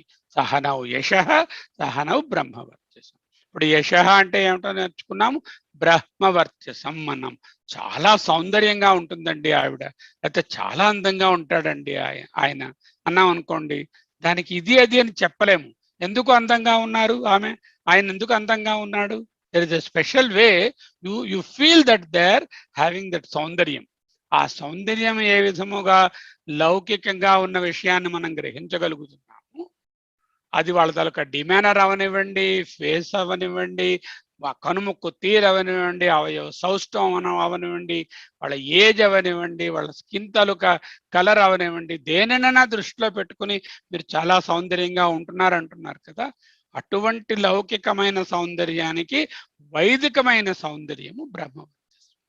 ఆ సౌందర్యం ఏ విధముగా ఆమె చాలా అందంగా ఉన్నదండి, ఆయన చాలా అందగాడండి అని చెప్పినప్పుడు అనిర్వచనీయంగా మీరు ఎలా చెప్పగలుగుతున్నారు? ఈ బ్రహ్మవర్చస్సు అనేటటువంటిది వైదిక పరమైనటువంటి సౌందర్యము. దీని ఆత్మ సౌందర్యము. అది బయటకు చక్కగా వెలువడుతుంది. ఆత్మ సౌందర్యం ఉన్న వాళ్ళకి ముఖంలో వాళ్ళ ఆనందము, ఆహ్లాదము, ఉల్లాసము, ఉత్తేజము, కాన్ఫిడెన్స్, ఒక సహభావము, హెల్పింగ్ నేచర్ అన్ని ముఖంలో తెలుస్తూ ఉంటాయి, వాళ్ళ ప్రవర్తనలో తెలుస్తూ ఉంటాయి, ముఖమే కాకుండా. దానినే బ్రహ్మవర్చసం అన్నారు. అది మనం చేస్తూ ఉండగా మనం లౌకికంగా సౌందర్యంగా లేకపోవచ్చు, అనాకారులుగానే ఉండవచ్చు, కానీ బ్రహ్మవర్చస్సు మట్టుకు రాకుండా ఉంటుంది. సో లౌకిక సౌందర్యం వేరు, బ్రహ్మవర్చస్సు వేరు. అది మనం తెలుసుకోవాలి. అది శిష్యుడు ఏం కోరుతున్నాడు? ఈ విధముగా శిష్యవచనం ఆశీహి, ఆశీర్వాదము అంటారు. వాదము మాట. ఎవరైనా వదతి, వాదము అనే దానికి మాటని కదా. ఆశీర్వాదము, ఆశీర్వాదము. ఆశీ అంటే ప్రార్థన అని అర్థం. అంటే ఆశీర్వాదం చెయ్యండి అంటే నువ్వు 1000 ఏళ్ళు వర్ధిల్లుగాక, నీకు పుత్ర పౌత్ర వృద్ధిరస్తు అని అంటున్నాము కదా, అది ఆశీర్వాదం అనుకుంటున్నాం. కానీ అంటున్నటువంటి ఆయన, ఫర్ ఎగ్జాంపుల్ సలాక గురువు గారికో లేకపోతే రాళ్లపల్లి గురువు గారికో మనం నమస్కరించామనుకోండి, సర్వమంగళాని భవంతు అంటారు. లేకపోతే పుత్ర పౌత్రాభివృద్ధిరస్తు, పరమాత్మ ఉపనిషత్ పురుష కరుణా ప్రాప్తిరస్తు అంటారు. అంటే ఏమిటి? ఆశీర్వచనం అంటే ఏమిటి? ప్రార్థన. అంటే ఆ పర్సన్, ఆ మాట అనేవారు వీరికి ఇది కలుగుగాక అని ఆయన్ని అడుగుతున్నారు. ఈ ఇచ్చేదానికి ఆయన దగ్గర ఏం లేదు కదా. గురువు గారు కూడా మళ్ళీ పరమాత్మ ద్వారానే ఇవ్వాలి కదా. గురువు, పరమాత్మ ఇచ్చింది గురువు ద్వారా మనకు అందిస్తున్నారు, అంతే. ఆశీర్వచనం. పెద్దలు కానీ, గురువులు కానీ, ఈ కోవెల్లో పూజారులు కానీ మనకు ఆశీర్వచనాలు, ఆశీర్మంత్రాలు అంటే, ఆశీ అంటే ప్రార్థనాపూర్వకమైన వచనము, ఆశీర్వచనం. ఎవరిని ప్రార్థిస్తున్నారు? ఎవడు నమస్కారం పెడుతున్నాడు వాడిని ప్రార్థించట్లా, ఆయన్ని ప్రార్థిస్తున్నారు. ఆయన్ని ప్రార్థించి ఈయనకు అది కలుగుగాక అని ప్రార్థిస్తున్నారు. ఇక్కడ శిష్యుని తలక ప్రార్థన ఆశీ, శిష్యవచనం ఆశీర్వచనం శిష్యస్య, శిష్యుని యొక్క ఆశీ పలుకులు ఏమిటి? సహనా, సహనౌ యశ, సహనౌ బ్రహ్మ వర్చసం. ఎందుకంటే మీకు ఎలా తెలుస్తుందండి? శిష్యుడు ప్రార్థిస్తున్నాడు, గురువుగారు ప్రార్థించటం లేదు, లేకపోతే మూడోవారు ఎవరో ప్రార్థించటం లేదు, మీకు ఎలా తెలిసింది? శిష్యస్య హి ఆకృతార్థత్వాత్. ఇక్కడ కృతార్థుడు ఎవడు? అర్థము అంటే వాళ్ళు కోరుకున్నటువంటిది, కృత అంటే చేయబడినటువంటి, అంటే తనకి పొందబడినటువంటి అర్థము కలిగిన వాడెవడు? గురువు గారు. ఇంకా పొందవలసిన వారెవరు? శిష్యుడు. శిష్యస్యహి, శిష్యునికే కదా అకృతార్థత్వాత్ ప్రార్థన ఉపపద్యతే, వారే కదా ప్రార్థించాలి. ఎవరు కృతార్థత తక్కువగా ఉన్నదో వారే ప్రార్థిస్తున్నారు. అంచేత సహనౌ యశ, సహనౌ బ్రహ్మవర్చసం ఈ శిష్యవచనం అన్నాము మేము. ఎందుకన్నారు సార్ మీరు అలాగా? ఓహో, శిష్యుడు అకృతార్థుడు, అందువలన ఆయన ప్రార్థన ఉపపద్యతే నా ఆచార్యస్య. ఎందుకు? కృతార్థత్వాత్, ఆయనకు ఆల్రెడీ కృతార్థుడు కాబట్టి ఆచార్యుడు ఇది ప్రార్థించటం లేదు, శిష్యుని ప్రార్థన. అయితే ఆచార్యుడి కోసం ఎందుకండి ఈయన ప్రార్థిస్తున్నారు? ఆయన ఆల్రెడీ కృతార్థుడు గల, మరి కృతార్థులైన వారికి మళ్ళీ ఈయన ఎందుకు ప్రార్థన అంటే, it is like a unending అపూర్వమాణం అచలం ప్రతిష్టం సముద్రమాపహ ప్రవిశంతి యద్వత్ తద్వత్ కామాయ ప్రవిశంతి సర్వే శశాంతి మాప్నోతి నకామకామి. ఆ సముద్రంలో ఎన్ని జలాలు లోపలికి వెళుతున్నా అది నిండిపోవడం అంటూ ఉండదు. ఆ గురువు గారికి కూడా ఈ కృతార్థత్వము శిష్యుని పరంగా ఉన్నట్లే, కానీ ఆయనకి ఇంకా ఎంతైనా సంక్రమించవచ్చు. సముద్రంలోకి నీళ్లు ఏ విధముగా అనండింగ్ గా ఇన్ఫైనెట్ గా ఎంటర్ అవుతున్నాయో, ఆచార్యులకి కూడా ఆ కృతార్థత అలా కలుగుతూనే ఎక్కువ అవుతూనే ఉంటుంది రోజు రోజుకు. అది ఇన్ఫైనెట్, దాన్ని ఈయన అందుకుంటున్నారు ఆ గురువు గారు. ఈయన కూడా ఆ మార్గంలోకి రావాలని ప్రార్థించారు. ఎందుకంటున్నారు? ఆచార్యస్య కృతార్థత్వాత్ నా ఆచార్యస్య. It is not a prayer by the teacher but by the student, because the student is yet unfulfilled, whereas the teacher is already fulfilled. Fulfilled means కృతార్థుడు, ఫుల్ఫిల్మెంట్ అంటాం కదా. కృతార్థో హి ఆచార్యో నామ భవతి. ఆచార్యుడు అంటే కృతార్థుడు అనే అర్థము. అంచేత కృతార్థ అంటేనే హి ఏలనగా ఆచార్యో నామ, ఆచార్యుడు అనేటటువంటి ప్రసిద్ధి. నామం అంటే పేరు కాదు, అంటే పలానా గురువు గారు రాళ్లపల్లి వారు నామం అని కాదు. ఆచార్యుడని ప్రసిద్ధి చెందినవాడు కృతార్థుడే అయి ఉంటాడు. అది అథ అనే నెక్స్ట్ మాట ఏమిటొచ్చింది? ముందే సహనౌ యశ, సహనౌ బ్రహ్మవర్చసం. సహనౌ మా ఇరువురకు కలిసి, ఒకేసారిగా ఒకే విధముగా మా ఇద్దరకు కలిసియే యశస్సు కలుగుగాక, మా ఇద్దరికే కలిసియే బ్రహ్మవర్చస్సు కలుగుగాక. యశస్సు అంటే ఏమిటి? Integration of all the trikaranas. బ్రహ్మవర్చస్సు ఏమిటి? వైదిక సంబంధమైన సౌందర్యము అనండి. అది ఈ రెండు మా ఇద్దరికి కలుగుగాక. ఎవరంటున్నారు? శిష్యస్య వచనం, ఆసి వచనం, శిష్యుని ప్రార్థనా వచనము. ఎందుకు శిష్యుని ప్రార్థనా వచనము? ఈయన ఇంకా అన్ఫుల్ఫిల్డ్ కాబట్టి అకృతార్థత్వాత్ శిష్యస్య హి ప్రార్థనా ఉపపద్యతే నా ఆచార్యస్య. బికాజ్ కృతార్థత్వాత్ is already fulfilled. Moreover he also, because ఆచార్యో నామ, ఆచార్య అనే ప్రసిద్ధ పేరు కృతార్థులకే ఉంటుంది. ఓకే, నెక్స్ట్ ఇంకా రెండు వాళ్ళు. అథ అతః సంహితాయాం ఉపనిషదం వ్యాఖ్యాస్యామః. అథ అతః. అథ అంటే అనంతరం. అనంతరం ఆఫ్ వాట్? అధ్యయనం చేసే పద్ధతిని విధించిన పిదప. అధ్యయనం అంటే ఏమిటి? వేద పఠనము. వేద పఠనం అంటే ఏమిటి? ఆ 6 శిక్షలో చెప్పినటువంటి 6ంటిని దృష్టిలో పెట్టుకొని గ్రంథాన్ని వల్లించడానికి కట్టుబడిన బుద్ధి కలిగి ఉండడము, కట్టుబడినటువంటి ఒక పద్ధతి ఉంది కదా, అది అధ్యయనం. అధ అంటే అనంతరం. అధ్యయన లక్షణ విధానస్య. వాట్ ఆర్ ది అధ్యయన లక్షణ?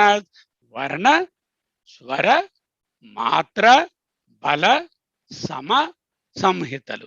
ఈ 6 కలిగి ఉండడము అధ్యయన లక్షణములు. అధ్యయన లక్షణ విధానము బోధింపబడిన పిదప. విధానస్య అంటే విధింపబడిన పిదప, అంటే బోధింపబడిన పిదప, చేసే పద్ధతిని విధించిన పిదప. లక్షణ విధానస్య. విచ్ లక్షణ విధానస్య? అధ్యయన లక్షణ విధానస్య. అధ్యయన లక్షణములేవి? ఆల్రెడీ చెప్పుకున్నాం. అధ అనే దానికి ఏమిటి అర్థం రాశారు? అనంతరం. After that, after what? After లక్షణ విధానస్య. పద్ధతిని చెప్పిన తరువాత ఏ పద్ధతిని? అధ్యయన లక్షణ విధానస్య. అతః అని ఇంకో మాట వస్తుంది ఇక్కడ. అథ అతః సంహితాం అని చెప్తున్నారు కదా. అతః అంటే ఏంటి? యతః. అతః అందువలన. ఇందువలన. అతః అంటే ఇందువలన. యతః ఎందువలన. ఆయన ప్రశ్న వేస్తున్నారు. అతః ఇందువలన, యతః అంటే అందువలన, ఎందువలన అంటే అందువలన. అత్యర్థం గ్రంథభావిత బుద్ధి న శక్యతే సహసా అర్థజ్ఞాన విషయే అవతారయితుం ఇత్యతః. ఓకే, అత్యర్థం అంటే గ్రంథమును వల్లించుటకు కట్టుబడినటువంటి బుద్ధి గల. గ్రంథభావిత బుద్ధి అంటే ఇంతవరకు ఏం చేస్తున్నాడు ఆయన? న్యాయవర్ణాన్ని వాడాలి, ఎంత మాత్ర ఉండాలి, ఏ స్వరంలో పలకాలి, ఎంత సమంగా ఉండాలి, తర్వాత లేకపోతే ఎంత సంహితతో పలకాలి, ఆయన్ని పర్ఫెక్ట్ చేసుకున్నాడు. అటువంటి దాంట్లో ఉన్నటువంటి ఆయనకి సహసా అంటే సడన్లీ, హఠాత్తుగా, ఒకే ఒక్కసారిగా. సహసా అంటే ఇమీడియట్లీ, వెంటనే, without any change, suddenly you go to జ్ఞాన అంటే ఉపాసనలోకి వెళ్ళిపో, అర్థాన్ని పురస్కరించుకుని చెయ్యి అని చెప్పామనుకోండి, ఆయనకు తెలియకపోవచ్చు, చేయలేకపో. అటువంటి వాళ్ళనే అవతారయితం అంటే దాంట్లో దింపడానికి, అంటే ప్రవర్తింప చేయడానికి. దేని యందు? అర్థజ్ఞాన విషయమునందు. అర్థజ్ఞాన విషయము ఉపాసన. ఉపాసన అనే సూక్ష్మమైనటువంటి విషయంలో ఎవరైతే గ్రంథాలని వల్లించుకుంటూ రెగ్యులర్గా రెసిటేషన్ మీదే కాన్సన్ట్రేట్ చేస్తూ వేద పఠనంలో ఆరితేరి ఉన్నారు, అటువంటి శిష్యుడు హఠాత్తుగా జ్ఞానము లేక ఉపాసన అనే సూక్ష్మమైన విషయంలో ఆయన్ని అవతారయితం, వాడిని అందులో దింపడానికి, ప్రవర్తింపజేయడానికి న శక్యతే, సంభవము కాదు, నాట్ పాసిబుల్ అనే కారణం వలన. యతః ఎందువలన, అతః అందువలన. ఏమిటా అందువలన? ఇందువలన. అతః యతః ఇందువలన. ఎందువలన అయ్యా ఇక్కడ చెప్తున్నారు? ఉపాసన ఎందుకు వచ్చింది? సడన్ గా జ్ఞానంలోకి పోవచ్చు కదా డైరెక్ట్ గా. అయ్యా ఈయన ఇన్నాళ్ళు పాటు ఊరికే వల్లించుకుంటూ చక్కగా గ్రంథ పఠనంలో ఫొనెటిక్స్ లో హరితేరిపోయి ఉన్నాడు. ఒక్కసారి దీన్ని మనసు పెట్టి దీన్ని జాగ్రత్తగా అర్థం చేసేసుకో, ఈ అర్థాన్ని భావించుకుంటూ ఇచ్చిన దానిలోంచి ఆ పెద్దదాన్ని ఊహించుకో అంటూ దింపేయాలంటే ఆయనకు మధ్యలో ఉపాసన అనేటటువంటిది ఒకటి ఉండాలి. ఆ ఉపాసన ఉంటేనే ఆయన నెక్స్ట్ స్టెప్కి వెళ్ళగలడు. ఓకే, అంచేత ఇది నేర్పబడుతుంది. అంటే ఈ మాటలు ఎవరు అంటున్నారు? గురువు అంటున్నారు. అతః సంహితాయాం ఉపనిషదం వ్యాఖ్యాస్యామః. సంహితాయాః ఉపనిషదం సంహితా విషయ దర్శనం. సరే, సంహితా విషయం దర్శనం. దర్శనం అంటే ఏమిటి? సంహిత యొక్క ఉపనిషత్తు చెప్తానన్నారు. సంహిత యొక్క ఉపనిషత్తు ఏమిటండి? సంహిత యొక్క ఉపనిషత్తు అంటే సంహితకు చెందిన ఉపాసన. ఉపనిషత్ ఈజ్ ఉపాసన హియర్ ఇత్యర్థం. ఇత్యేతత్ సంహితాయా ఉపనిషదం మీన్స్ సంహిత ఉపాసన. సంహిత విషయం దర్శనం, సంహిత విషయం మనోదర్శనం. సంహిత విషయం వాక్కుగా చెప్పడం కాకుండా మనసుతో తెలుసుకోవడం, దానినే ఇత్యేతత్ దర్శనం, మనోదర్శనం లేక ఉపాసన అని అర్థము. సో గ్రంథ సన్నికృష్టాం ఏవ ఈ ఉపాసన, ఈ ఉపాసన గ్రంథ సంహితారూప సన్నికృష్టం, దగ్గరతనం, దగ్గరగా ఉండడం. ఈ ఉపాసన సంహితారూపమైన గ్రంథమునకు దగ్గరగా ఉండేదే. సంహిత అంటే ఏమిటి? మళ్ళా 6లో ఒకటి కదా సంహిత అంటే. దానికి చాలా దగ్గరగా ఉంటుంది. అంటే వాళ్ళకి చాలా ఈజీగా అందుకుంటారు. వాళ్ళు చేస్తున్నటువంటి ఆ practice of very ritualistic and powerful and methodical recitation ఏదైనా ఉన్నదో దానికి దగ్గరగా ఉన్నదే ఇది చెప్తున్నామండి. గ్రంథ సన్నికృష్టాం ఏవా అంటే ఆ ఉపాసన సంహితారూపమైనటువంటి గ్రంథానికి దగ్గరగా ఉండేదే. వ్యాఖ్యాస్యామః దానిని చక్కగా మేము బోధిస్తాం. పంచసు అధికరణేషు అంటే పంచస్సు అంటే 5 అయినటువంటి ఉపాసననే 5 అధికరణముల యందు అంటే ఆశ్రయేషు, అధికరణము ఆశ్రయము, జ్ఞాన విషయేషు ఇది అర్థ. ఈ 5 అధికరణాలు ఉపాసనకు విషయములైన 5 ఆశ్రయములందు మేము వ్యాఖ్యాస్యామః వివరించి చెప్పబోతున్నాము అని అర్థం. అప్పుడు వెంటనే ఆయన ప్రశ్న వేస్తాను, కాని తాని 5 చెప్తామన్నారు. అవి ఏమిటి 5 కాని తాని? What are those? అవి ఏవి? కాని తాని, అవి తాని, కాని తాని అంటే అవి, కాని ఏవి అన్నచో ఇత్యాహ అధిలోకం, అధిజ్యోతిషం, అధివిద్య, అధిప్రజ, అధ్యాత్మం అనేటటువంటి 5 ఆశ్రయాలను ఉపాసిస్తున్నాము. మళ్ళీ మనము ఇంకొక షేర్లోకి వెళ్ళి 5 నిమిషాలు స్పెండ్ చేసి బయటకు వచ్చేస్తాం. ఓకే,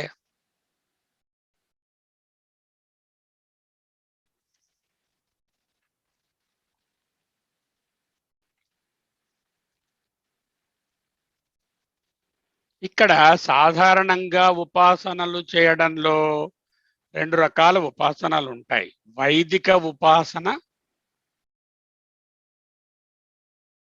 పౌరాణిక ఉపాసన, లౌకిక ఉపాసన. ఉపాసన అంటే ఏమిటి చెప్పుకున్నాం? దగ్గరగా ఉండడం, దానిలోనే అబ్జర్వ్ అవ్వడం, అర్థం చేసుకోవడం. ఫర్ ఎగ్జాంపుల్ సెల్ ఫోన్తో ఒకడు ఆడుకుంటున్నాడు అనుకోండి, అది ఉపాసనే, లౌకిక ఉపాసన అంటే అనమాట. Is the worldly thing, is engrossed. ఇంకా కొన్ని ఏదో 1,00,000 ఒత్తులు, మరొకటి ఏదో చేస్తాము, ఇంకోటి ఏదో చేస్తాము. ఇవన్నీ ఎక్కడ పురాణాల్లో కూడా ఉండవు. లౌకికంగా చేసుకునేటటువంటి పూజలు, వాటి ఉపాసనలు, వాటికి సంబంధించినటువంటి దీక్షలు అవన్నీ కూడా లౌకిక ఉపాసన. పౌరాణిక ఉపాసనలో ఇక్కడ వచ్చేస్తారు కరెక్ట్గా డైరెక్ట్గా మన కృష్ణ భగవానుడు, రామ భగవానుడు, లేకపోతే దుర్గమ్మ గారు, ఇలాంటివి ఏమైనా గణేశుడు, వీళ్ళందరూ కూడా పౌరాణికమైనటువంటి పురుషులు, పురాణ దేవతల పురుషులు. వాటిని దగ్గరగా పెట్టుకొని వాటి ద్వారా ఆ తత్వాన్ని మనము ఒక ప్రతిమలోనో ఒక ఫోటోలోనో పెట్టుకొని దాన్ని ఉపాసించడం. వైదిక ఉపాసనలో వీరు ఉండరు. ఎందుకు ఉండరు? పురాణాల్లో వీళ్ళు వచ్చారు. అంతకు ముందు వైదికంలో కృష్ణుడు రాముడు మరి లేరు కదా. అక్కడ అక్కడ ఉన్నవాళ్ళు ఎవరు? అక్కడ ఉన్నవి పంచభూతములు, ఆ దైవీ శక్తులు, అధిభౌతికాలు, అధిదైవికాలు అవే ఉన్నాయి. వాటిని ఉపాసించడమే ఇక్కడ వైదిక ఉపాసన. వైదిక ఉపాసనలో పౌరాణిక పురుషులైనటువంటి దేవతల ప్రసక్తి ఉండదు. ఏమి ఉంటుంది? పంచభూతములు ఉంటాయి, అతి దైవికములైన శక్తులు ఉంటాయి. అధిభూతములను అతి దైవికములను ఉపాసించడం అంటే ఏమిటి? ఒక చిన్న వస్తువుని తీసుకొని అందులోనేమో పెద్ద దాన్ని మనము ఉపాసిస్తాం. చిన్న పసుపు వినాయకుడిని తీసుకుని అక్కడ వినాయకుడిని ఎలా చెప్పుకుంటున్నామో పౌరాణిక ఉపాసనలో, వైదిక ఉపాసనలో కూడా సంహిత అంటే ఒక పదములో ఉన్నటువంటి దగ్గరతనాన్ని తీసుకుని దీనికి పూర్వపదము, ఇది పరపదము, ఇది సంధి, ఆ సంధానము అంటూ 4 భాగాలుగా దాన్ని చెప్పుకొని దాన్ని చేస్తాం. ఓ పదం తీసుకుందాము. ఆ పదాన్ని మనం ఒకటి తీసుకుని చెప్పేసుకుంటే నెక్స్ట్ దానికి ఈజీగా ఉంటుంది. ఇక్కడ యజుర్వేదంలోనేమో ప్రతిసారి కూడా వాళ్ళు మంత్రాన్ని చెప్పి వెనకాల ఈషేత్వా అంటారట. ఈ పదాన్ని ఉచ్చరిస్తారు. స్వాహ అన్నట్టు ఇషేత్వా ఇషేత్వా అని చెప్తారు. ఇది పదము. ఈ పదం మీద ఉపాసించమంటున్నారు.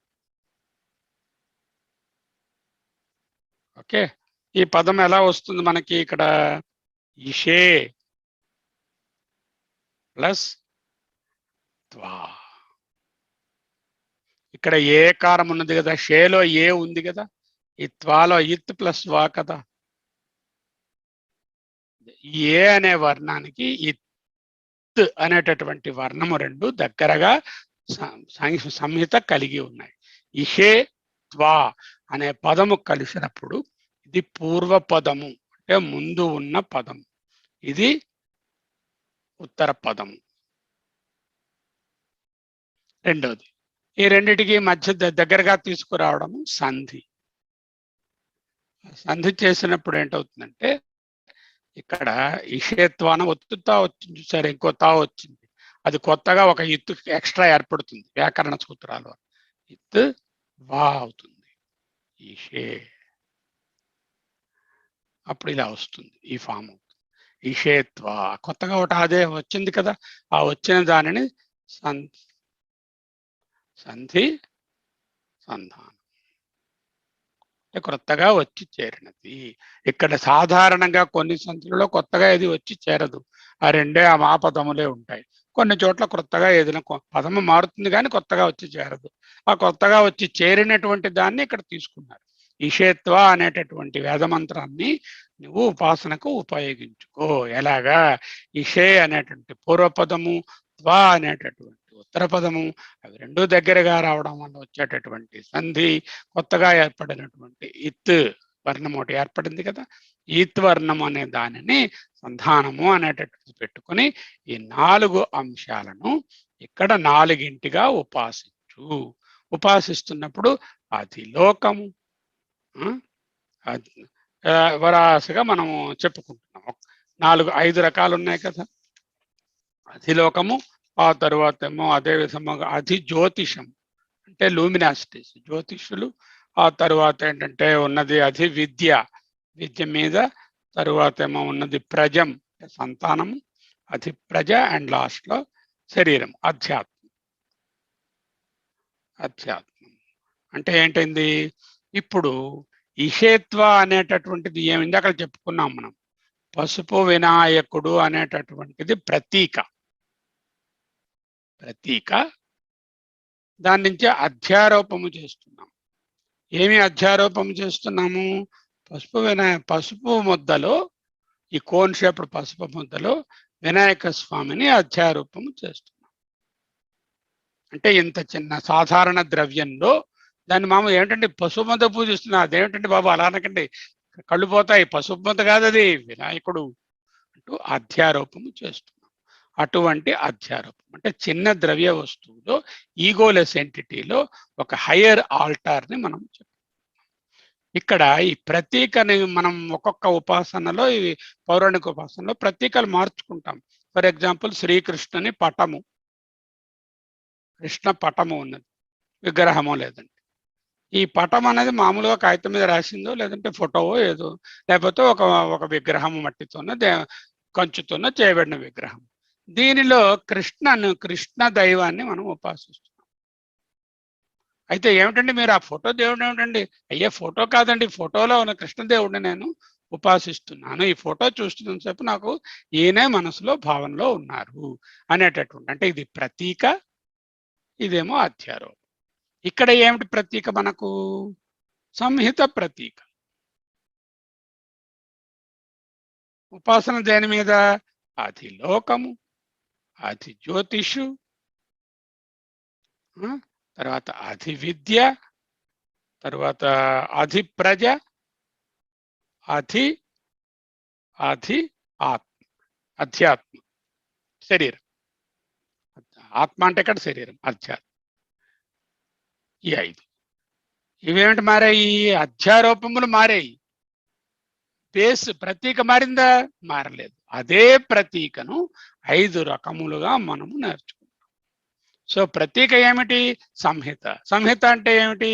2 పదములు దగ్గరగా రావడం. ఏ 2 పదములు?